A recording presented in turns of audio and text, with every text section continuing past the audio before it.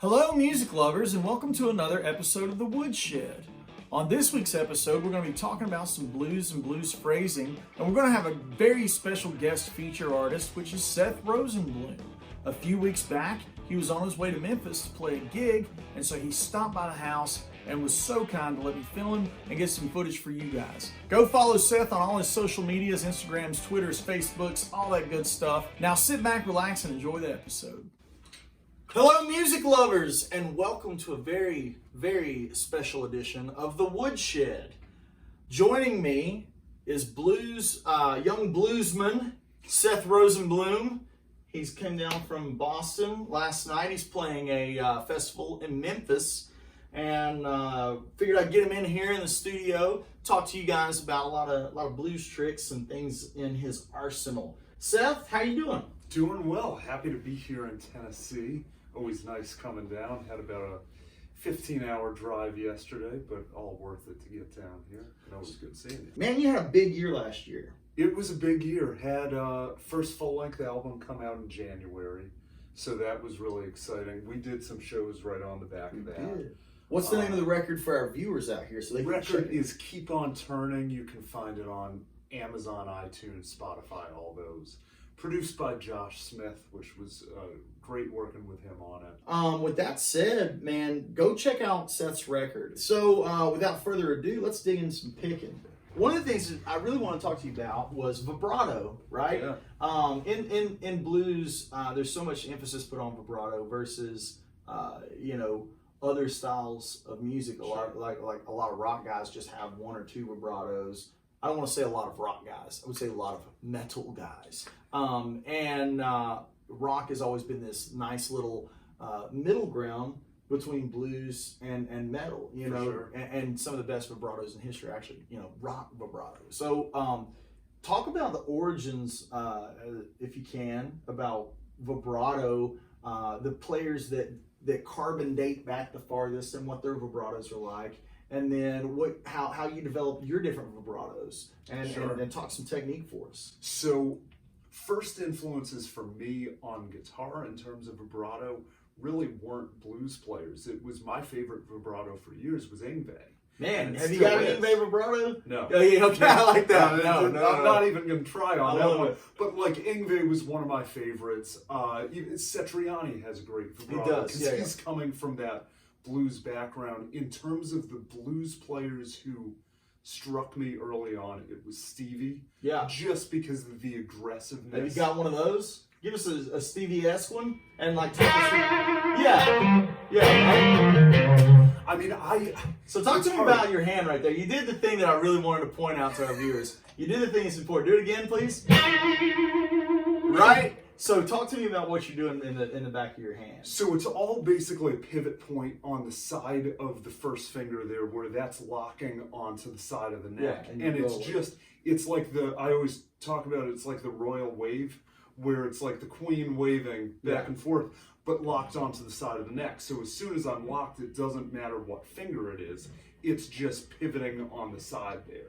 And then the thumb, the only job of the thumb to me is just the control. Right. That's how I get different widths. Yeah. Where I look at all the vibratos more or less as the same technique, but can vary them with the thumb. Could you show us some examples? Sure. So if I want to get narrow, yeah, I'm gonna start applying a bit more pressure with the thumb.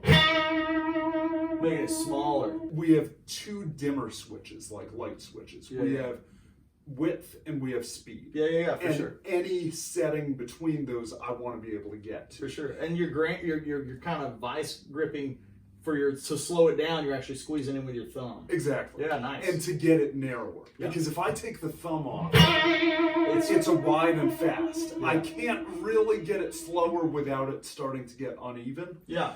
But as soon as I use the thumb, it's about using that to control the speed and the width. Nice. It's not necessarily physically the way you'd see certain players use vibrato, just because some players don't anchor on the side. They'll go more of this. It's more like a Clapton-y exactly thing, like the float. I gotta say, I never do that. Yeah. Of everything comes from that same technique, I'm But like you. I do find the pivot that thing when I. It does allow me to have the most variation without trying to learn 5 different techniques to accomplish it. Sure. So, I love what you're doing with your music.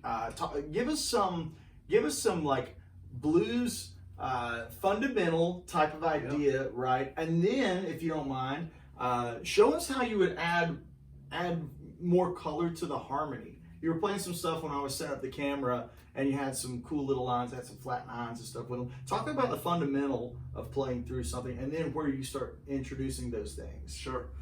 So if we take the key of A, good blues key. So if we're playing like over that A7 chord, so up around here. So that's one of my favorite Do that again.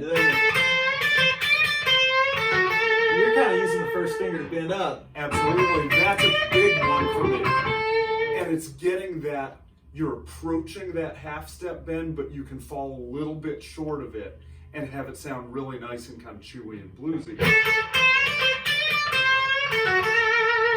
So there's another little thing that I love in there. When you go to school, they teach you that the blues scale is like root root minor third 4 flat 5. They leave out one of the most important things. Fundamentally, blues is both having minor third and major third. Absolutely, right? that's So that lick again one more time slow for us. Right there. So 2 times he's got that minor third to major third thing that really makes makes it sound bluesy to me. Oh yeah. And did you resolve flat 7 to 1? Oh no, you didn't. Yeah. 6 to 1. 6 to 1. Yeah. I love that kind of where you can bring in the Dorian and Mixolydian fingers there. Yeah. That's a great sound. That's almost that kind of sound exists a lot in the country world too. Oh, the bluegrass absolutely. World, having that major 6 to flat 7. And that's almost that BB thing staying up there where you can sit. And one of the things that I've done a lot, coming from a unique background playing blues, where I didn't kind of go through the progression of Robert Johnson, Elmore James, B.B. King to modern. I was, at age 16, my favorite guitar player was John Petrucci, as you know. And I'm coming from that background, and the first blues player I connected with was Bonamassa. Yeah. Who's, of course, a more modern, has the Clapton thing, the Gary Moore, of one of the things that I started doing when I realized that blues is what felt authentic, and I really wanted to dive into that, is I kind of had to limit the shred and limit the notes of, it gets talked about in all sorts of areas, but limitation when you're practicing or playing. Yeah, self-applied limitation. For me, it was area of the neck. Yeah, it's just giving yourself one do stroke. in this. Right in that area of, I'd start with something like, and then I could play.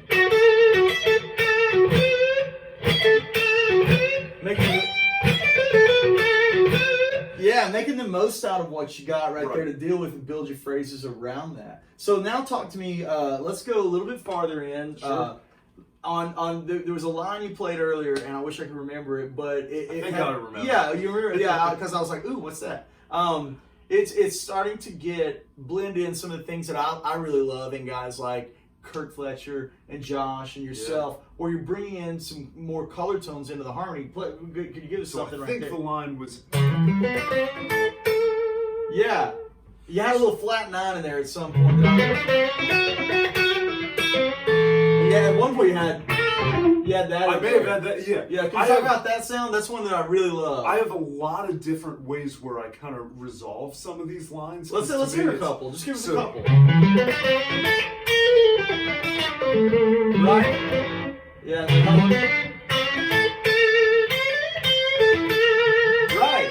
So now talk to us about how you're starting that off, and we'll use this as our lick of the day. So I'm starting it off with this arpeggio here, where I'm starting right from that C sharp. And I'm basically... It's very Western swing, really. That's more where it's coming from of... I'm thinking of it as kind of stacking 2 triads there. Yeah. So you're...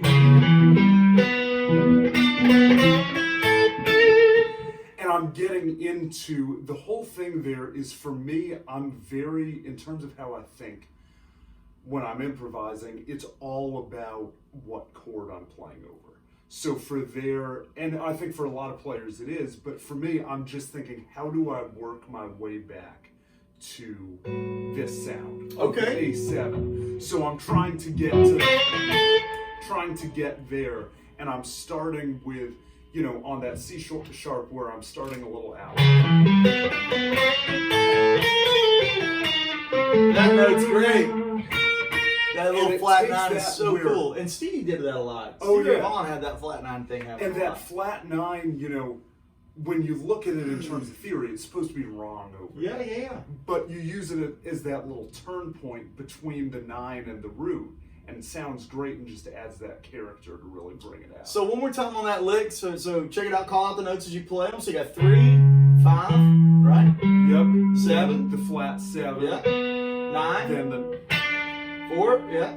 Keep going. Yeah. back to, and that's how I Major get back minor. into the. Yeah. And then I go right up that kind of A arpeggio there, and then you can either end it, Yeah. or you can throw in that turn where you get. And you can kind of, after that turn, take whatever your stock pentatonic blues lick is. So I'll play and an throw it A. on there. I'll play rhythm for you, and you just kind of show us how that's going to work, right?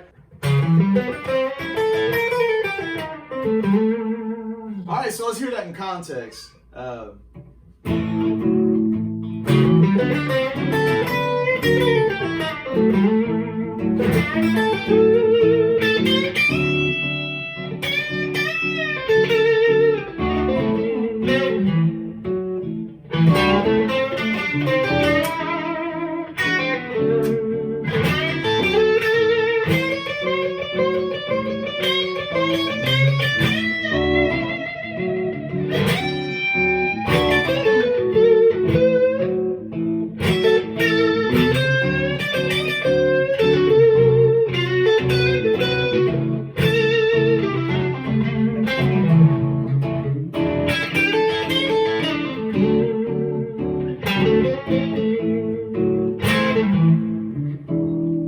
Nice.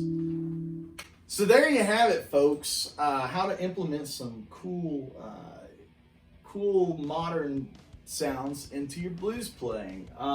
Once again, Seth, thanks for coming and playing. Thank you for And, having me. Yeah. I wish you the best of luck at your gig in Memphis. Thank you. And we will catch you next time here at the Woodshed. Seth, tell us where you can get your music and your hashtags and ats. SethRosenbloom.com on the internet, and then at Seth Rosenbloom on Instagram, Seth Rosenbloom Music on Facebook, and then all your streaming download sites. Search Seth Rosenbloom or keep on turning, and I'll pop. Nice. Later, Tater.